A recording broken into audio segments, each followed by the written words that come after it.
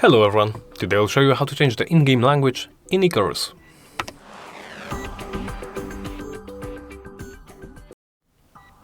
Let's begin by opening the settings menu. Do so by pressing this button right here or pressing the escape key. From there, make sure to go into settings. Here, go to the gameplay tab, and here at the top is the language section. As you can see, here is the list of languages and the percentage near them. The percentage equals the amount of the game translated, or the accuracy more closely.